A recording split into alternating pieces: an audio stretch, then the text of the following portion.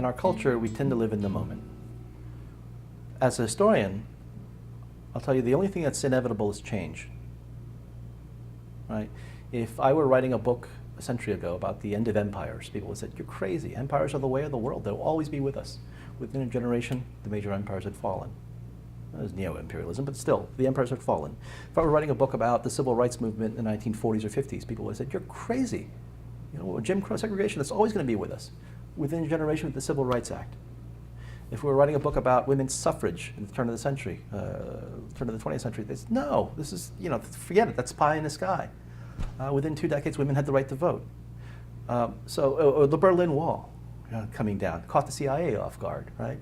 The only thing that's inevitable is change, and sometimes it's even for the better. That's the lesson of history. And so I think the drug war it's an anomaly, it's a social experiment, and it's coming to an end. And when that tipping point happens, I think it'll happen rather quickly. And I think our politicians, though they're very terrified of this issue, are essentially herd animals. There's something even more they're terrified about, which is being left out. And so when the herd begins to move, when the conventional wisdom begins to change, I think you'll see first a gradual and then a rapid stampede away. And so I think it's possible to accelerate that process. We can manufacture tipping points. Because when the national surveys about the drug war are fairly consistent. 3/4 of the American people generally don't believe the drug war is working, has worked, or will ever work. But they're afraid of what might take its place. At least that's the devil you know. I liken it to standing at the edge of a precipice with a blindfold on. And you don't know whether your next step is going to be a 1,000-foot drop or whether there's going to be an escalator going up. And I think as reformers, it's been our failure to articulate the alternative that has kept the current system in place. The drug warriors are very good at preying on your fears that, you know, it may not be working now, but if we stopped, it would be so much worse. And then they bring out all the straw man arguments, et cetera, et cetera. But in fact, what I'm advocating for is regulation. And they have co-opted the term legalization. So that if you're I've debated drug warriors who have accused me of wanting to sell heroin and candy machines to children, wanting anarchy, when in fact I want regulation, I want more control of these substances, not less. But you can't regulate that which you intentionally drive underground and allow the black market to take over. But Americans, we like to think in simple terms. Good and bad, right and wrong, black and white.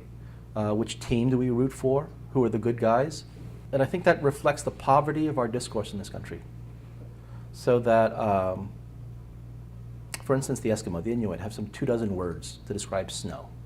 Snow is important to them. We claim democracy is important to us.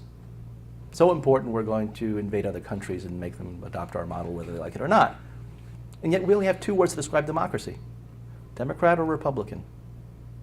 Right? And every human society that's ever existed has found a different way to organize itself politically, economically, socially, culturally.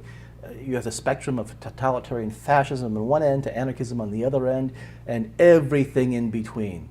Right? Every country occupies a different point on that spectrum. We're only allowed to think of these 2 narrow points in that spectrum that are increasingly so close together that Kate Moss couldn't squeeze between them. We're being robbed of options. We're being denied the spectrum of possibilities. And that carries over into the way we think and talk about drugs in this country. That you're either for zero tolerance and prohibition in the drug war, or you're wanting to sell heroin and candy machines to children and anarchy. And yet there's a spectrum of regulatory possibilities. And I think this is what our challenge is to get people to acknowledge that there is a spectrum, number one, that it exists. And that it's okay to be on different parts of that spectrum.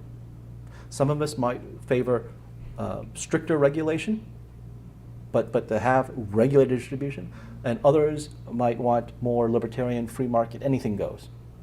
But in between, there's lots of different options. And I think people of goodwill can be on various points in that spectrum.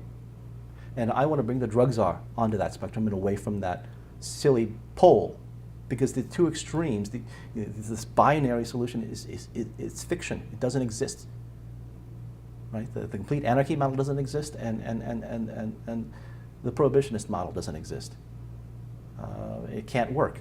Neither are sustainable. And so sooner or later, we have to talk about the spectrum of possibilities of regulation.